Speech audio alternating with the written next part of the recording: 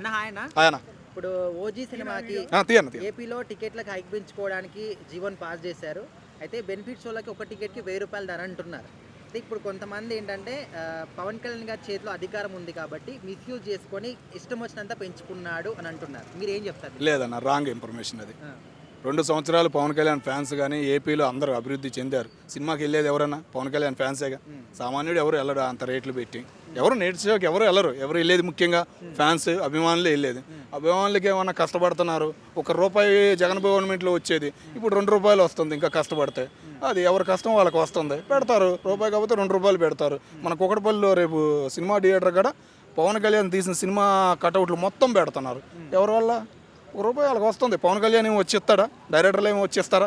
ఎవరెవరు అభిమానం ఎందుకు వచ్చింది? అభిమానం 1 రూపాయి వస్తుంటేనే ఎవరికైనా అభిమానం వచ్చింది. ఎంతైనా కానీ అభిమానం వస్తుందంటే ఏంది? 1 రూపాయి వస్తేనే కదా. పైన ఎంత దించుకున్నా కానీ లోపల వెనకమాల తడి రావాలి కదా. 1 రూపాయి వస్తుంది ఎవరికైనా. అందుకని చెప్పి ముందుకు వస్తున్నారు, పెడుతున్నారు. సామాన్యుడికి ఏం పెంచలేదుగా.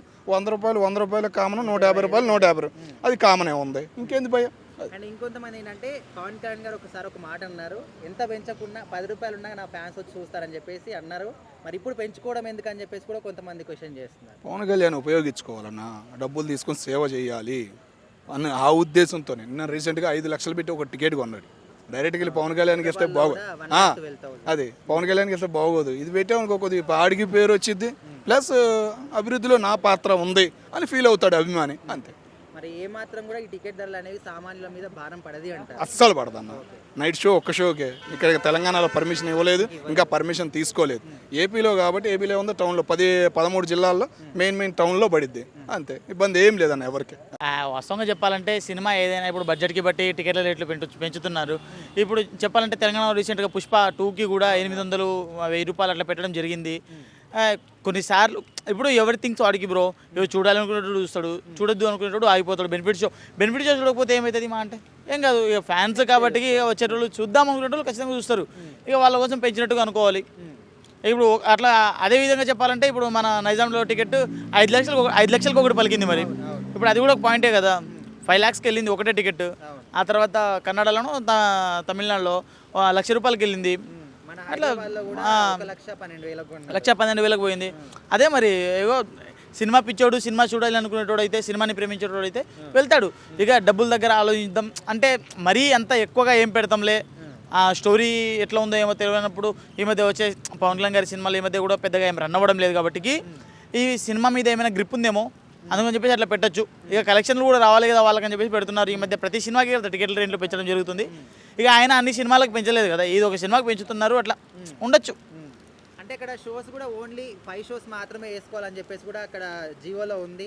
అదేవిధంగా సింగిల్ థియేటర్లో 125 వరకు మాత్రమే, మల్టీప్లెక్స్లో 150 వరకు మాత్రం పెంచుకునే అవకాశం కలిగించారు. సో ఇవి చూస్తే మీకు నార్మల్ రేట్లు అనిపిస్తున్నాయా, మరీ హై అనిపిస్తున్నాయా?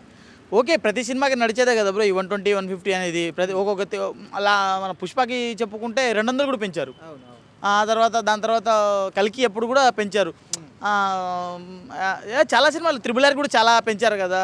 పెంచుతారు బ్రో. కలెక్షన్లు రావాలి అనుకుంటే వాళ్ళ సినిమాకి బ్రేక్ ఈవెన్ కావాలంటే ఖచ్చితంగా పెంచుతారు. అంటే ఓవరాల్గా ఇక్కడ మ్యాటర్ ఏంటంటే పవన్ కళ్యాణ్ గారికి చేతిలో అలానే ఉండదు బ్రో. అధికారం ఏముంటుంది? నష్టపోయినా లాభపోయినా ఆ ప్రొడ్యూసర్ చేతిలో ఉంటుంది. ఆయన చేతిలో ఏముంటుంది చెప్పండి?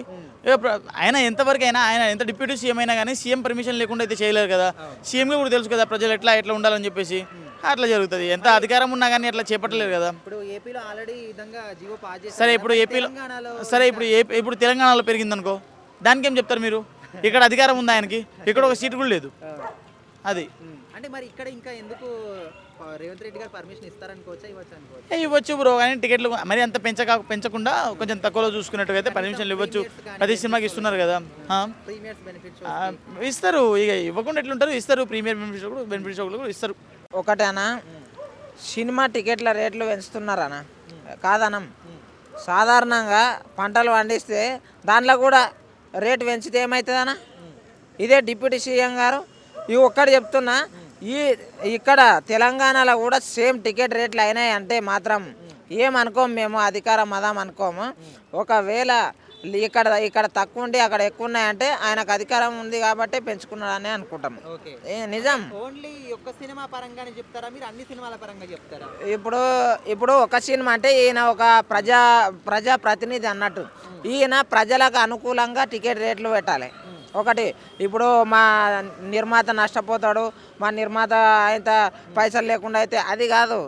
ఆయన ప్రజలకు అనుకూలంగా అంటే ప్రజలకు ఇప్పుడు మల్టీప్లెక్స్ ఎంత ఉండాలి?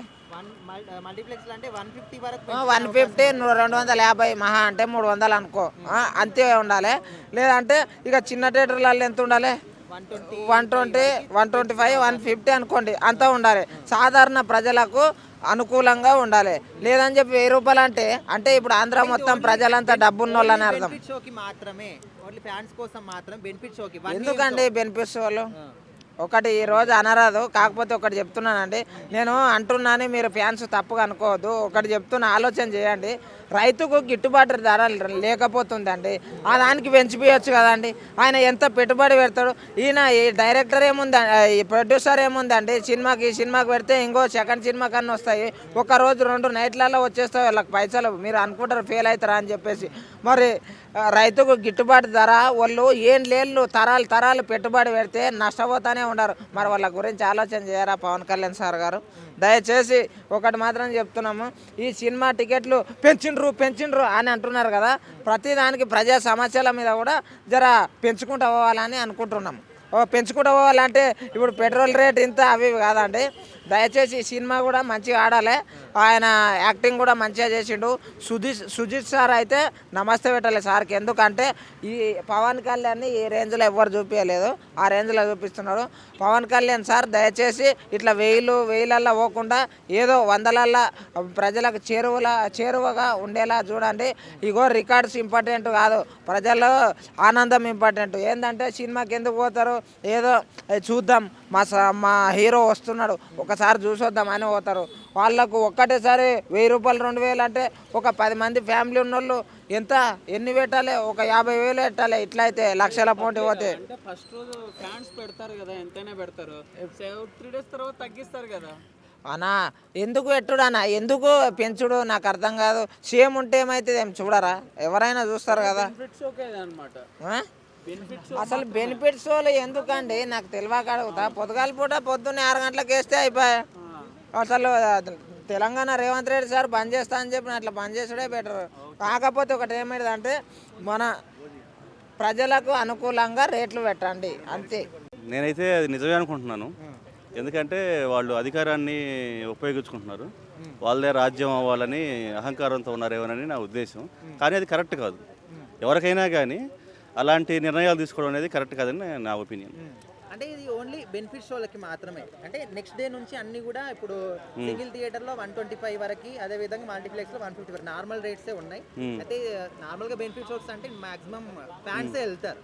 సో ఇంతకుముందు పుష్ప 2 కూడా ఇదే విధంగా పెంచారు. సో బెనిఫిట్ షో కావచ్చు, నార్మల్ షో కావచ్చు, అలా 1000 రూపాయలు అలా షోకి పెంచడం అనేది పద్ధతి కాదు. ఫస్ట్ ఆఫ్ ఆల్ అంటే ప్రజలందరూ కూడా వెళ్ళి చూసినట్టు ఉండాలంటారు అంతే. కానీ అది ఫస్ట్ ఆఫ్ ఆల్ పద్ధతి కాదు, అది నా ఒపీనియన్. అండ్ ఇప్పుడు ఏపీలో అయితే జియో పాస్ చేస్తారు, మరి తెలంగాణలో ఇక్కడ తెలంగాణ ప్రభుత్వం పర్మిషన్ ఇస్తుంది అనుకోవచ్చా?